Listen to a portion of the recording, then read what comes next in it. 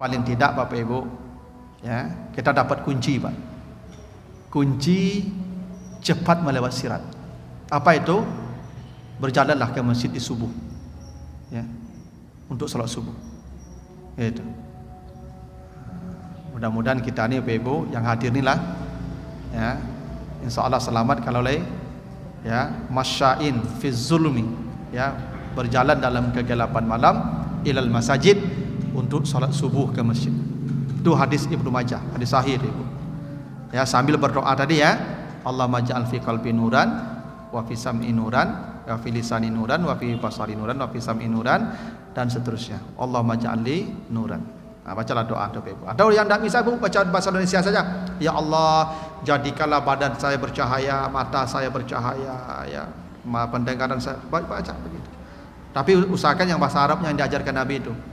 Ibu yang belum hafal nanti pakai Google saja, atau ditulis nanti di kertas, itu dibaca sambil jalan.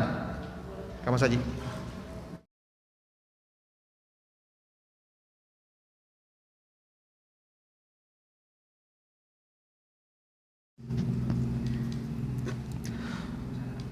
Bismillahirrahmanirrahim. Assalamualaikum warahmatullahi wabarakatuh. Alhamdulillahirabbil alamin. Assalatu wassalamu ala asrafil anbiya'i wal mursalin wa ala alihi wa ashabihi ajmain. Bapak, ibu-ibu, kaum muslimin, jamaah salat maghrib yang dimuliakan Allah, kembali kita bersyukur kepada Allah atas segala karunia-Nya. Salawat dan salam untuk Nabi kita Muhammad sallallahu alaihi wasallam. Bapak Ibu yang saya muliakan, malam ini kita akan bahas perkara sirat. Ya, sirat ini satu stasiun, satu fase, ya, satu step yang akan kita lewati kelak, ya, sebelum kita sampai kepada surga Allah. Jadi perjalanan akhirat itu teramat panjang, ya, karena kata Allah, ya, di surat Al-Insyiqaq, ya, inna ya ayyuhal insan innaka kadihun ila rabbika kadahan famulaki. Wahai manusia, kamu akan berjalan menuju Tuhan dengan perjalanan yang teramat panjang. Jadi kadihun itu perjalanan yang panjang. Setelah kita meninggal dunia, kita akan transit di alam barzah menunggu kiamat. Dan itu lama, ya, kiamat itu, ya, bisa saja, ya, ribuan, ratusan, bahkan jutaan tahun lagi, Pak, ya, dan kita akan transit saja di sana menunggu kiamat. Ya, alam barzah itu lebih panjang lagi dalam alam dunia ini. Nah, setelah kiamat, ya, nanti kita akan dikumpulkan dulu di padang mahsyar. Maka disebut mahsyar karena mahsyar itu tempat kita berkumpul artinya. Hasyara itu artinya berkumpul, mahsyar itu tempat berkumpul. Yang di sana kita hanya berdiri saja, tidak ada proses. Nah, itu yang disebutkan Allah di surat Az-Zumar ayat 68 itu. Ya, ketika ditiup sangkakala yang kedua, fa izahum qiyamu yanzurun, ketika itu manusia berdiri saja menunggu. Jadi belum ada kejelasan, belum ada perhitungan, kita hanya berdiri saja, ya, menunggu sesuatu yang tidak pasti. Dan kata Nabi dalam hadis Abu Ya'la, kita berdiri di sana itu 50.000 tahun. Yang ketika itu manusia panik, bahkan ada yang minta pindah ke neraka. Manusia ada yang berkata, Rabbi arihni walau ilan nar, ya Tuhan, pindahkan kami dari mahsyar walaupun pindahnya ke neraka, gitu Pak. Karena mereka mengira neraka itu lebih baik daripada padang mahsyar, ya, saking tidak kuatnya mereka di padang mahsyar. Setelah itu kita menemui para nabi, dari Nabi Adam kita cari sampai Nabi Muhammad. Kita cari para nabi untuk meminta, ya, agar hisab ditegakkan. Karena kita tidak bisa minta, hanya para nabi yang bisa minta. Sayang semua nabi menolak pula. Satu-satunya nabi yang bersedia meminta Nabi Muhammad, dan itulah syafaat beliau.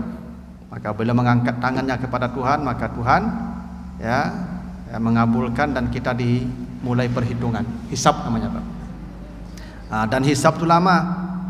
Ya, hisab itu dimulai dari pembagian kitab, ya, catatan amal kita. Jadi masing-masing kita dibagikan amal kita, catatannya, tidak ada satupun yang tersisa sekecil apapun, hingga yang ada di hati kita. Dan kata Allah di surat Al-Isra itu ayat yang ke-13 dan 14, Iqra kitabaka, bacalah bukumu masing-masing. Cukuplah kamu yang menjadi hisab bagi dirimu masing-masing. Dan itu lama tuh, Pak, karena hisab itu bisa ribuan tahun pula hisab itu. Ya, karena hisab itu kita akan membaca masing-masing detail amal kita. Kita cek apakah ini benar kita melakukannya atau tidak. Kalau memang tidak, ya bisa dikomplain. Tapi tidak ada yang komplain, karena catatannya diikuti dengan saksi-saksi yang valid. Nanti ada CCTV-nya, ada kameranya, termasuk bumi yang kita injak, semua benda yang kita pegang itu akan meninggalkan bekas dan jejak, sehingga tidak ada lagi yang bisa membantah. Setelah dihisab selesai, maka ada mizan, timbangan. Barulah amal kita diberikan nilai dan ditimbang, dan itu lama sekali prosesnya, bisa ratusan bahkan ya bisa jutaan tahun pula lama prosesnya. Ya, kalau diukur dengan dunia tidak ada yang pendek. Nah, akurasi itu semua, ya, hisab, mizan, untuk membuktikan ini benar, maka disuruhlah manusia meniti sirat namanya, titian yang dibentangkan Allah di atas jahanam. Nah, sirat inilah ujian terakhir kita sebelum sampai kita ke surga Allah. Dan sirat ini disebutkan dalam beberapa ayat, di antaranya surat Yasin ayat 66 dan surat Maryam 71-72. Nah, kita akan bahas kedua surat ini. Apa kata Allah? Auzubillahi minasyaitonirrajim. Walau nasya'u latamasna ala a'yunihim fastabaqus sirat fa anna yubsirun. Dan jikalau kami kehendaki, kami hapus pandangan mereka, maka mereka berlomba-lomba menuju sirat. Dia kata sirat dari situ, Pak. Kata Allah, manusia nanti akan berlomba-lomba menuju sirat. Sirat itu, Bapak dan Ibu, secara harfiah artinya jalan yang luas, lurus, luas. Kalau bahasa kitanya jalan tol lah, Pak. Ya, jadi sirat itu jalan yang luas, yang kita tidak akan sesat. Ya. Kalau jalan yang kecil-kecil namanya sabil. Itu kenapa kata sirat tidak pernah ada jamaknya, selalu bentuknya tunggal. Sirat. Kalau sabil ada jamak, ada mufrad. Kalau jamaknya subul, kalau mufradnya sabil. Kenapa sirat tidak pernah ada bentuk jamak? Untuk menunjukkan jalan ini memang satu, luas, besar, dan tidak mungkin orang sesat. Jadi prinsipnya jalan Siratal Mustaqim itu, Pak, yang kita akan lewati itu jalan yang sangat besar dan luas. Tapi dalam hadis yang sahih disebutkan sirat itu lebih halus, ya, lebih halus daripada rambut. Ya, Pak, adakku minasy'ri, lebih halus dari rambut dan lebih tajam dari mata pedang. Ahaddu minas saif. Itu kan seperti berlawanan itu, Pak. Padahal sirat itu jalan yang besar. Tapi ternyata dalam hadis Nabi disebutkan sirat itu jalan kecil. Saking kecilnya lebih halus dari rambut. Kenapa bisa begitu, Pak? Jadi Siratal Mustaqim itu, Pak, titian yang dibentangkan di atas jahanam itu prinsipnya luas, besar. Itu kenapa ada orang berjalan seperti berlari, seperti kecepatan kuda, seperti kecepatan angin, bahkan seperti cahaya. Karena jalannya begitu lurus, begitu besar. Tapi bagi orang kafir, jalan itu sangat kecil. Dia begitu tuh, Pak. Jadi titian jahanam itu sebenarnya besar, tapi bagi orang kafir kecil, lebih halus dari rambut, kata Nabi. Ya, Itu kenapa sirat itu disebut sirat. Jadi dia besar bagi orang beriman, sehingga orang beriman melewatinya nanti seperti cahaya. Nanti disebutkan di surat Al-Hadid, ya. Di surah Al-Hadid itu disebutkan ayat yang ke-12 dan 13. Ya. Orang beriman itu kalau melewati sirat, yas'a nuruhum, mereka berlari dengan kencang, ya, dengan cahaya. Nah, berarti ini cepat sampainya, Pak. Nah, itu bukti sirat itu jalannya besar. Tapi untuk orang kafir itu kecil sekali. Makanya digambarkan Nabi lebih halus dari rambut tadi. Nah, kenapa mereka berlomba-lomba menuju sirat? Karena mereka sudah tidak tahan lagi di padang mahsyar. Ya, karena padang mahsyar itu dahsyat sekali. Yang kata Nabi, matahari didekatkan ke kepala manusia lebih dekat, ya, dari apa? Lebih dekat, lebih pendek dari tongkat celak mata. Jadi tongkat celak mata itu sepanjang telunjuk inilah matahari dengan kepala. Bahkan lebih dekat lagi dari itu kata Nabi. Itu 50.000 tahun tuh, Pak. Bayangkan tuh, apa hendak manusia berlomba-lomba ke sirat itu. Jadi jalan yang akan menyampaikan dia ke ujung. Nah, tentang keadaan sirat ini, Pak Ibu, itu disebutkan Allah di surat Maryam 71-72, kata Allah, wa imminkum illa wariduha, tidak ada satupun manusia kecuali akan mendatanginya, akan melewatinya. Ya, kana ala rabbika hatman maqdiya, dan itu adalah keputusan Tuhan. Jadi semua manusia akan melewati sirat. Itu kenapa ya Allah mengatakan summa latarawunnaha ainal yakin. Kan kata Allah itu ya, latarawunnal jahim, kamu pasti melihat jahanam, ya, dan kamu pasti melihat dengan mata kepalamu. Kenapa kita semua melihat jahanam? Karena kita lewat di atasnya. Semuanya lewat di atas jahanam. Makanya kata Allah, semua kamu akan mendatanginya. Wa imminkum illa wariduha, semua kamu pasti mendatangi jahanam. Ada hal yang menarik, Pak Ibu. Kata warid, mendatangi atau melewati, sebenarnya kalau melewati banyak bahasanya, Pak Ibu. Kalau jembatan, biasanya kita kalau melewati jembatan bahasa Arabnya ya'buru. Misalnya kalau dalam surat apa? An-Nisa itu, orang junub tidak boleh masuk masjid kecuali seperti orang menyeberang jalan. Menyeberang jalan itu bahasa Arabnya abiri sabil. Ya. Wala junuban illa abiri sabil. Jadi menyeberang itu bahasa Arabnya abir. Ada banyak kosakata lain yang artinya berjalan, melewati atau menyeberangi, tapi Allah pilih wariduha. Jadi menyeberangi jembatan apa? Siratal mustaqim itu, Pak Ibu, itu bahasa Allahnya apa? Pilihan katanya wariduha. Apa makna warid, Pak Ibu? Warid itu dari kata warada yang artinya mendatangi, tapi mendatanginya itu dalam waktu yang panjang dan lama. Itu makna kata warad atau warid. Itu kenapa amal yang dilakukan dalam waktu yang panjang dan lama disebut dengan wirid. Ya, Pak, ya, wirid. Jadi wirid itu disebut wirid karena dia dilakukan panjang lama. Itu kok wirid ke tiap minggu bertahun-tahun, nah itu wirid namanya, Pak. Tapi kok sekali setahun saja, nah, itu mungkin tabligh akbar namanya. Ndak wirid namanya tuh. Amal itu baru disebut wirid kalau dilakukan dalam waktu yang panjang. Itu wirid namanya, Pak. Ya. Makanya Nabi ditanya tentang amal yang paling dicintai Allah. Ya, maka Nabi menjawab, amal yang paling dicintai Allah itu auraduha, amal yang dijadikan wirid.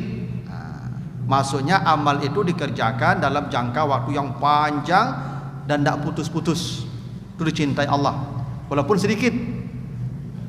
Misalnya Bapak Ibu bersedekah 2.000 bersedekah tapi tiap hari 2.000 tiap hari 2.000, itu namanya auraduha, amal yang dilakukan secara rutin, wirid namanya, itu paling dicintai Allah daripada bersedekah sekali setahun 10 juta. Sebab tidak wirid.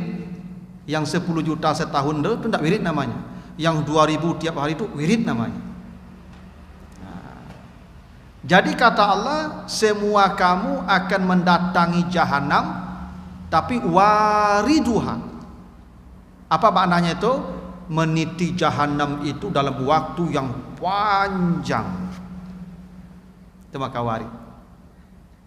Jadi Bapak Ibu, Masya Allah ya, dalam beberapa hadis ditemukan. Jadi jahanam itu titian itu dibentangkan di atas jahanam. Sepanjang apa titiannya Pak? Susah menggambarkan panjangnya, tapi begini digambarkan dalam hadis Nabi. Penduduk neraka itu Bapak Ibu sangatlah banyak. Bahkan dalam hadis sahih disebutkan setiap 1.000 manusia 999 itu ke neraka. Itu hadis sahih itu Pak. Kata Nabi, itu dulu Nabi Adam pernah dikatakan Allah tentang bi'satun nar namanya, tentang utusan-utusan jahanam. Maka kata Allah kepada Adam, setiap 1.000 adalah 999. Itu banyak nih Pak ya. Karena penduduk neraka itu jauh lebih banyak daripada penduduk surga. Coba Bapak Ibu sekarang misalnya dunia ini penghuninya kurang lebih 7 miliar lah, kurang lebih 6 atau 7. Dari 7 miliar penghuni dunia sekarang, itu 2 miliar yang beriman, tidak lebih. Yang Muslim itu Pak cuma 2 miliar, 5 miliar itu kafir. Itu saja sudah banyak tuh Pak. Sejak bumi terbentang begitu tuh Pak. Dari 2 miliar yang Muslim itu tidak semuanya juga masuk surga. Ada juga munafik di situ Pak. Munafik itu banyak lagi tuh Pak. Orang beriman pun tidaklah semuanya masuk surga langsung Pak. Ada pula yang transit neraka dulu Pak. Itu kenapa penghuni surga itu disebut al-faizun. Itu kenapa penghuni surga selalu disebutkan setelah penghuni neraka. La yastawi ashabun nar wa ashabul jannah. Selalu ashabun nar lebih dulu daripada ashabul jannah. Kenapa? Karena lebih banyak penghuni neraka itu. Dan penghuni surga itu nanti ada yang mantan penghuni neraka. Ya Pak. Jadi penghuni surga itu ada yang mantan penghuni neraka. Nah, itu artinya lebih banyak tuh penghuni neraka. Dan penghuni surga itu kata Allah para juara, faizun. Nah kalau juara kan tidak banyak Pak. Kalau bertanding main bola 32 tim bertanding Pak, 3 juaranya Pak, 1, 2, 3 enak, lebih kalah. Karena orang masuk surga itu kan lewat ujian panjang Pak. Ya, jangan kamu mengira bisa masuk surga sebelum Allah tahu siapa yang berjihad dan siapa yang bersabar. Dan itu tidak mudah. Yang mudah kini ikut siapa Pak? Tuh 2, 3, 4, 5 kan bisa dihitung jari dah Pak. Coba Pak cari ke kafe-kafe kini. Ya, kabar-bar ke kafe-kafe. Coba hitung orang di kafe. Apa hitung orang di taplau? Apa hitung orang di tampik-tampik hiburan kini ke? Bandingkan orang yang mendengar pengajian di masjid Pak. Itu salah beda tuh Pak. Aku lah sama-sama Islam Pak. Apalagi dibandingkan yang non Muslim Pak. Jadi penghuni neraka itu teramatlah banyak, sangat banyak. Ya. Maka kata Nabi setiap 1.000 hanya satu yang ke surga, 999 itu masuk neraka.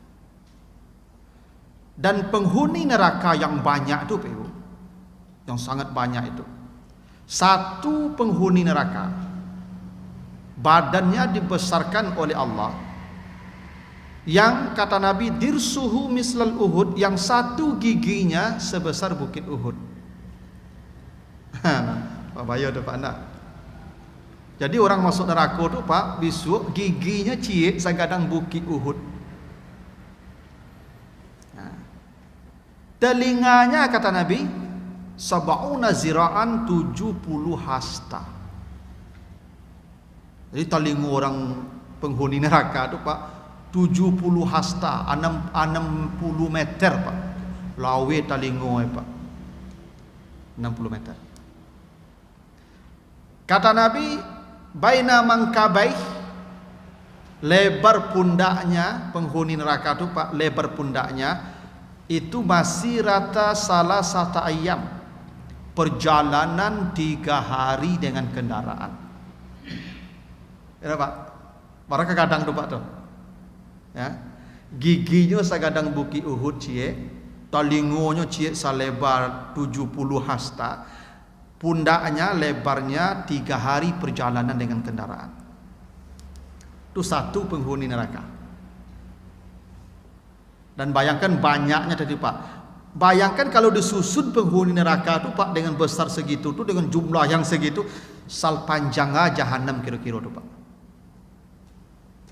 Itu gambaran lebar panjangnya jahanam tuh Pak. Tidak bisa dibayangkan Pak panjangnya. Ya. Itu kenapa Nabi itu menjelaskan neraka jahanam itu dalamnya saja kalau dijatuhkan batu besar dari atasnya baru sampai di bawahnya setelah 70 tahun jatuh.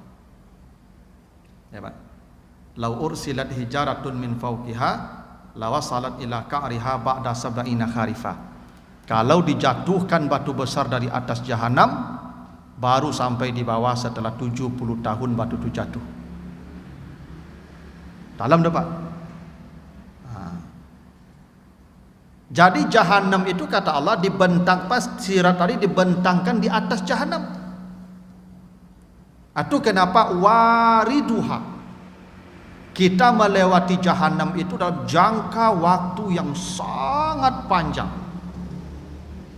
Ya Pak. Bahkan diceritakan Bapak Ibu dalam sebuah riwayat, dalam sebuah hadis itu, neraka jahanam itu, ya, dalam kitab Daqaiqul Akhbar dijelaskan, neraka jahanam itu Bapak Ibu, apa di atas titian di atas neraka jahanam itu dibentangkan titian kata Nabi dengan 7 posko. Jadi ya, titian atau siratal mustaqim itu Bapak Ibu ada 7 posko. Jarak dari satu posko ke posko 2 itu adalah perjalanan 3000 tahun. 1000 tahun mendaki, 1000 tahun mendatar, 1000 tahun menurun. Jadi ada posko 1, posko 2, posko 3. Di setiap posko itu ada pertanyaan. Begitu kata Nabi Pak. Di setiap posko itu ada pemeriksaan. Posko 1 ditanya tentang imannya. Bagaimana keimanan dia? Pas atau keliru? Salah, bercampur dengan kesyirikan? Kalau tidak benar keimanannya, jatuh di posko 1 ke bawah. Kalau selamat, dia akan berjalan lagi 3000 tahun. Di posko 2 stop, dan dia ditanya tentang salatnya kata Nabi. Selamat, aman dia. Kalau tidak, jatuh di posko 2. Begitu Pak. Selamat, dia akan berjalan ke posko 3. 3000 tahun lagi Pak. Di posko 3 itu akan ditanya dia tentang zakatnya. Kalau dia selamat, dia akan lanjut. Kalau tidak, jatuh di situ. Yang selamat terus ke posko 4, ditanya tentang puasanya. Di posko 5 ditanya tentang haji dan umrahnya. Di posko 6 ditanya tentang wudu dan janabahnya. Masalah Pak, wudu dan junub akan ditanya. Itu makanya orang yang wudu terjaga dengan baik namanya ghurran muhajjalin, selamat. Itu makanya nanti ada orang masuk surga tidak ditanya amalnya karena perkara wudunya, kata Nabi. Jadi wudu ini penting Pak. Justru salah satu pertanyaan di posko sirat itu wudu dan mandi junub. Itu maka mandi junub itu jangan dianggap remeh Pak, itu pertanyaan paling serius nanti di sirat. Ya. Andai semua selamat, masya Allah Pak. Di posko iman selamat, posko salat selamat, posko zakat selamat, posko puasa selamat, posko haji umrah selamat, posko wudu dan junub selamat. Ada posko terakhir yang paling menentukan, posko ke-7. Apa itu yang ditanya? Silaturahim. Masya Allah Pak. Ternyata di silaturahim ini banyak yang berjatuhan Pak. Banyak ibadahnya hebat dengan Allah, salatnya hebat, puasanya hebat, hajinya hebat, semua hebat. Di silaturahimnya kanai. Ternyata posko terakhir paling menentukan Pak, hubungan dengan manusia. Itu kenapa dulu kata Nabi, ada manusia yang sudah hampir sampai ke sorga, tapi dia menjadi bangkrut. Ada nanti namanya di situ kintarah. Di ujung sirat itu ada kintarah. Disitulah manusia banyak yang terjatuh karena buruknya hubungannya dengan manusia. Nah, ini kenapa saya sering katakan silaturahim itu menjadi penting. Ya, jangan Bapak Ibu ya merusak atau memutuskan hubungan dengan manusia. Itu makanya Nabi mengajarkan kita 3 hari batas maksimal kita kalau bertengkar, kalau tidak berbaikan. Sebab di posko terakhir itu silaturahim, posko 7. Kalau ini yang menjadi standar kita berjalan di atas sirat, maka kalau 3.000 tahun masing-masingnya berarti 21.000 tahun melewati sirat. Lama tu Pak. 21.000 tahun tu tak seketik kata tu Pak. Itu kenapa kata Allah tadi wariduha. Kamu melewati sirat itu warid dalam jangka waktu yang lama dan panjang. Ya. Lalu kata Allah summa nunajji, makanya pakai summa Pak. Summa nunajji allazina taqau. Kami selamatkan orang-orang yang bertakwa. Wa nazarul zalimina min fiha jisiya. Orang-orang zalim kami biarkan terjatuh dalam keadaan berlutut, kata Allah. Jadi Allah menggunakan kata summa itu menunjukkan lamanya. Jadi memang panjang masa meniti itu, makanya summa itu maknanya tarakhi. Beda dengan fa, kalau fa itu maknanya takkib, hampir dekat, segera. Jadi kalau Allah menggunakan summa nunajjil lazina taqau menunjukkan keselamatan ya melewati sirat itu panjang prosesnya. Itu makanya tadi dalam hadis Nabi itu setiap posko itu ada 3.000 tahun perjalanan ke posko berikutnya. Ada 7 posko yang akan kita lewati. Itu nanti pasti itu Pak Ibu. Nah orang takwa itu akan selamat. Sebab begini Pak Ibu. Jadi Bapak Ibu kalau baca nanti surat Al-Hadid ya, surat Al-Hadid ayat 13-14. Nanti ketika manusia hendak melewati sirat itu Pak, itu Allah matikan semua lampu Pak. Masalah Pak. Jadi titian itu gelap. Ya. Itu kenapa orang-orang munafik ketika hendak melewati sirat itu meminta ke orang beriman. Hari itu mereka berkata ke orang beriman, unzuruna naktabis min nurikum. Hai orang beriman, tolong mencari ke kami sabanta, kami ingin mendapatkan cahaya kalian. Jadi ternyata kita melewati sirat itu Pak, itu gelap gulita. Coba Bapak Ibu bayangkan, titiannya lebih halus dari rambut, lebih tajam dari pedang. Jarak tempuhnya 21.000 tahun. Gelap. Auzubillah ya. Paralah karuminya maniti itu Pak. Awak titian gadang saya Pak, kalam takui Pak. Ikut titian lebih kecil dari rambut, lebih halus dari pedang. Gelap lagi. Karena api jahanam itu gelap Pak, hitam. Jadi warna api jahanam itu hitam. Karena dalam hadis Nabi, neraka jahanam itu dibakar selama 3.000 tahun. Makanya kata Allah kan narullahil muqada, api neraka itu api yang dibakar Allah. Jadi api neraka itu dibakar. Api ini alat pembakar tapi dia dibakar dulu. Kata Nabi, api neraka itu dibakar 1.000 tahun warnanya putih, warnanya merah. Setelah dibakar lagi 1.000 tahun warnanya putih. Setelah dibakar lagi 1.000 tahun warnanya hitam gelap. Dan api yang paling panas itu warnanya hitam. Itu makanya kembang api itu Pak, sampai sekarang yang belum bisa dibikin warna hitam. Warna kuning ada, merah bisa, putih bisa, biru bisa, hijau bisa. Satu-satunya warna kembang api yang tidak ada itu hitam. Karena hitam itu paling panas.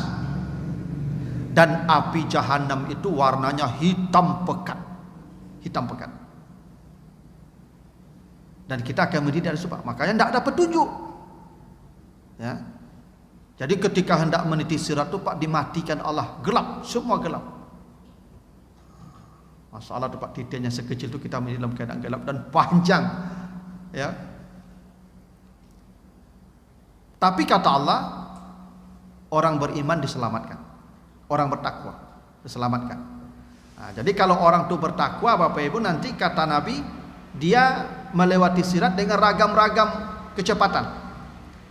Yang paling hebat itu kecepatan cahaya, yang disebutkan di surah Al-Hadid, ya, ayat yang ke-12 dan 13 itu. Ya, pada itu engkau lihat orang-orang beriman, laki-laki perempuan, yas'a nuruhum, mereka berjalan dengan cahaya. Itu cahaya itu cepat Pak, karena kecepatan cahaya itu, kalau kecepatan cahaya itu dalam ilmu fisika sekarang ini di alam kita sekarang ini kecepatannya 3 kali 10⁸ meter per detik. Jadi cahaya itu 1 detik bisa mencapai jarak tempuh 300.000 kilo. Jadi 300.000 kilo itu sedetik cahaya. Jadi kalau titian sepanjang itu dengan cahaya ya tidak lama juga Pak. Maka orang beriman cepat sampainya. Ya. Ada yang meniti seperti kecepatan angin. Jadi kecepatan kita meniti itu nanti Pak tergantunglah amal kita masing-masing. Ya. Tapi ada hal yang menarik Bapak Ibu. Apa yang menarik dari ayat ini? Ketika Allah mengatakan yang selamat itu orang takwa, maka ketakwaannya itu diungkapkan dalam bentuk kata kerja, ittaqau. Ittaqau itu kata kerja Pak, fi'il madhi namanya. Tapi yang zalim, yang terjatuh ke dalam neraka itu, maka orang zalim itu tidak dalam kata kerja, tapi kata benda atau kata sifat zalimin. Nah, ini yang menariknya nih Pak. Harusnya Pak, kalau seimbang ayat ini bunyinya, summa nunajjil ladzina taqau wa nazarul lazina zalamu. Sama-sama kata kerja. Kami selamatkan orang bertakwa dan kami jatuhkan orang yang zalim. Ya. Atau sama-sama kata benda atau kata sifat. Summa nunajjil muttaqin wa nazarul zalimin. Nah, itu harus seimbang tuh Pak. Tapi enggak. Orang takwa yang selamat itu kata kerja, fi'il, verba. Yang masuk neraka itu orang zalim kata sifat, kata benda. Maka bisa begitu Pak. Inilah rahmat Allah. Apa rahmat Allah Pak Ibu? Manusia yang selamat, yang bertakwa, walaupun ketakwaannya belum maksimal. Karena kata kerja sifatnya berubah. Kata kerja itu sifatnya limited, ada kaitan waktu, dulu, sekarang, akan datang, tidak permanen. Itu sifat kata kerja. Kalau berbohong itu kata kerja. Mungkin sekarang, kemarin enggak. Mungkin sekarang, besok enggak. Itu berbohong. Tapi kalau pembohong itu kata benda, kata sifat. Kalau pembohong, maka bohongnya terus menerus sejak kemarin, hari ini, sampai kapanpun. Karena dia kata sifat. Itu bedanya kata kerja dan kata sifat. Kata kerja bersifat limited, kata sifat bersifat unlimited. Jadi orang takwa akan selamat walaupun ketakwaannya sedikit, walaupun ketakwaannya belum maksimal. Makanya orang-orang seperti kita nih Pak, insya Allah selamat. Walaupun berjamaah kadang tipu, kadang enggak, walaupun wirid kadang tipu, kadang enggak, tak apa-apa. Tapi sudah takwa. Itu ittaqau namanya Pak. Tapi yang masuk neraka, yang zalimnya sudah maksimal. Makanya az-zalimin sudah kata benda dan kata sifat. Jadi yang pernah menampar orang belum tentu juga masuk neraka, Pak. Karena dia zalim tapi belum zalimun. Ya, Pak. Yang pernah misalnya memaki-maki orang belum tentu juga masuk neraka. Memang dia pernah berbuat zalim tapi belum zalimun. Ingat, yang dicampakkan ke neraka itu kata Allah az-zalimin. Bukan zalamu tapi az-zalimin. Masya Allah, Pak. Hebatnya rahmat Allah. Itulah kenapa kata Nabi semua umatku masuk surga. Ya, Pak. Itu kabar gembiranya tuh, Pak. Semua umatku masuk surga kecuali yang tidak mau. Kalau tidak mau udah bekal itu. Ya dah. Ya karena masuk surga itu mudah, murah meriah. Masuk neraka itu sulit. Ibu kalau ada konser musik itu membayi masuk tuh. Enak. Antri beli tiket tuh, nyamuk kadang-kadang tuh, lama tagak tuh, panik tuh. Nggak, payah masuk neraka. Masuk sarugo, pai ke Mas Haji duduk menyandar di tembok pakai karpet, pakai AC, ada lo snack lah. Nggak murah masuk surga tuh. Murah, Pak. Karena masuk surga tuh yang penting mau. Karena mampu, semuanya pasti mampu, Pak. Nah, karena itu kata Allah, ya, orang takwa diselamatkan ittaqau, allazina taqau, kata kerja. Untuk menunjukkan ketakwaan itu sekecil apapun sudah selamat dari sirat. Tapi yang celaka bukan sembarang orang. Tidak semua orang zalim. Tidak. Kezaliman yang sudah maksimal. Az-zalimun. Ya, yang memang tidak ada dan elok kita sabui kenya oleh. Asal tak sabui namanya yang buruk saja sedonya leh. Itu zalimun nama itu, Pak. Begitu rahmat Allah tuh, Pak. Makanya nanti Pak Ibu, Nabi itu menunggu kita di sirat. Ya, begitu kita hampir jatuh, kata Nabi, salim ummati, ya Allah tuh umatku selamatkan. Selamat kita, Pak. Kecuali jatuhnya di posko satu. Itu dapat tolong itu. Kalau imannya sudah bermasalah itu tidak bisa itu, Pak. Tapi setelah itu Nabi kasih syafaat. Nah, jadi di sirat itu ada pertolongan Nabi itu, Pak. Nabi akan tunggu kita di depan sirat itu. Nabi tunjuk, umatku, salim ummati, itu umatku, selamatkan. Nabi katakan begitu tuh, Pak. Ya. Nah, itu kabar gembiranya kalau kita melewati sirat itu, Pak. Jadi kita melewati sirat itu, Pak, Masya Allah, lama dan panjang dan gelap. Gelap gulita.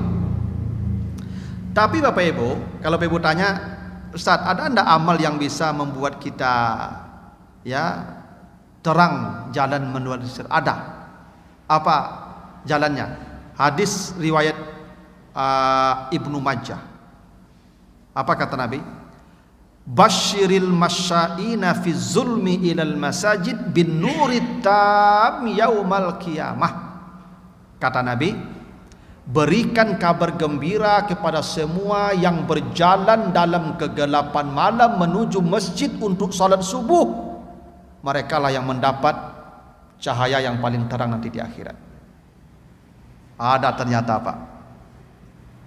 Kata Nabi, kabari mereka yang berjalan dalam kegelapan malam menuju masjid, mereka lah dapat cahaya yang paling terang. Jadi kalau Bapak Ibu ingin dapat cahaya terang nanti melewati sirat, berjalanlah subuh-subuh ke masjid. Itu kuncinya tuh, Pak. Ya. Yang dalam kegelapan malam, dia dulu kan tak sama joki kini kalau tarang lah lampu sadoh, Pak. Zaman sesu orang ke kamar saji kok kalam, Pak, subuh tu. Ya. Ambo tahun 80-an Bapak di kampung. Ya. Ketika mau ketek-ketek distrik tu masuk lah Bapak. Distrik tu masuk ke kampung ambo sekitar 88 atau 89 lah. Dulu apa mengawan nenek ambo Bapak Ibu kamar saji tu.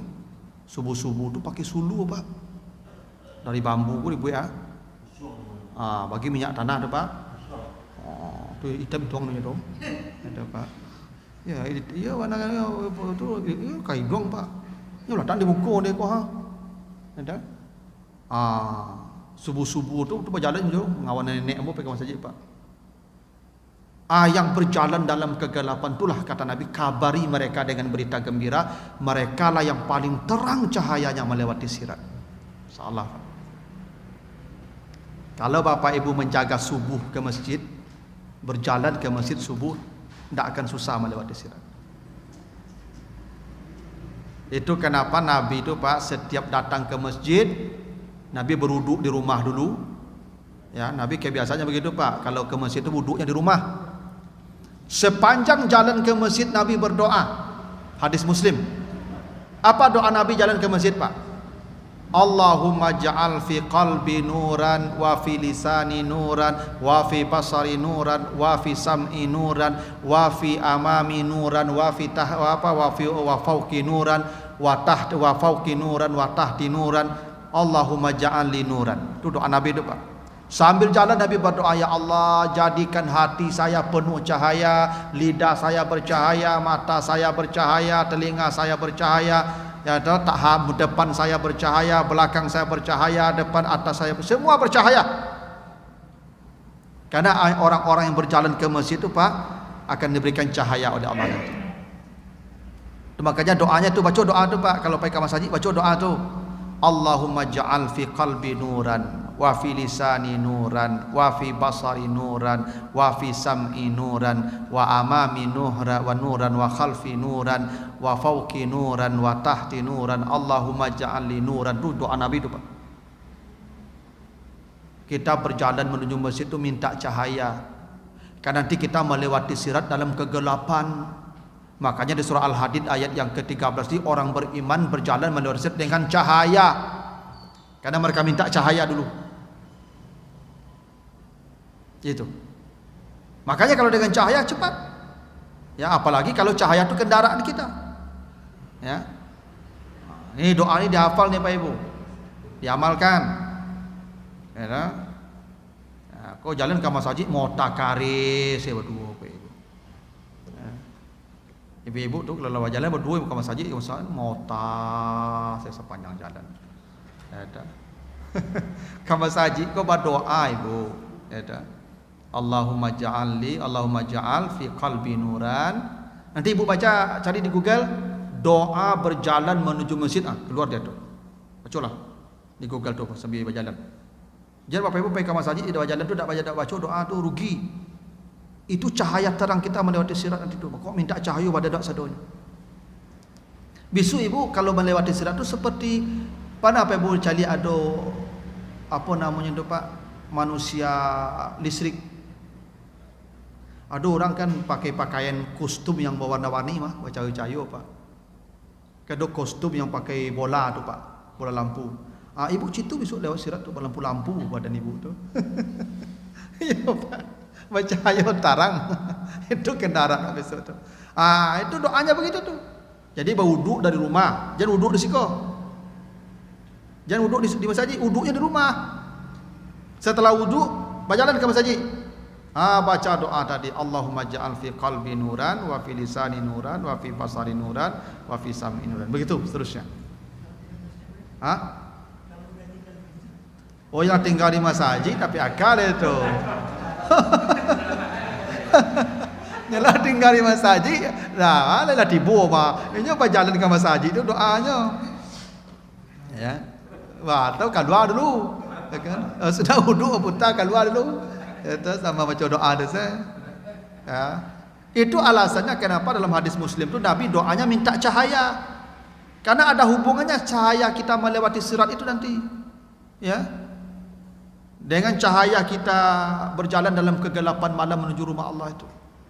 Jadi yakinlah Bapak Ibu, andai Bapak Ibu menjaga subuh berjamaah ke masjid, aman melewati sirat.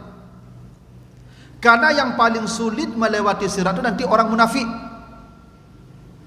Orang munafik yang paling berat melewati sirat. Kenapa? Kata Nabi, salat yang paling berat bagi orang munafik itu subuh. Kenapa subuh paling berat bagi orang munafik? Kata Nabi, asqalus salati alal munafiki as-subuh. Kenapa subuh paling berat bagi orang munafik?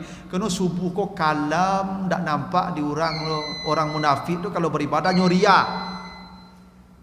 Orang munafik kalau tak nampak di orangnya malih beribadah. Subuh orang lalu kalam, maka orang munafik gelap nanti. Karena orang munafik dulu Pak Ibu kalau ingin tahu Nabi siapa orang munafik, siapa orang beriman, cari subuh. Asal datang subuh berjamaah itu beriman. Yang nak datang subuh munafik. Itu makanya orang munafik paling berat melewati sirat itu baca di surah Al-Hadid nanti itu.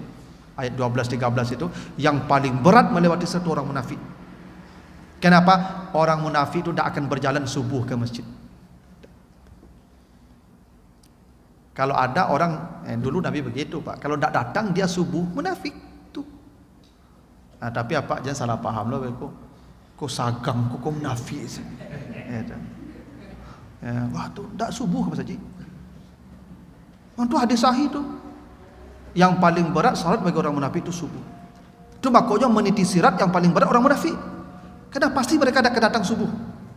Karena yang berjalan dalam kegelapan malam itu aman, cahayanya terang.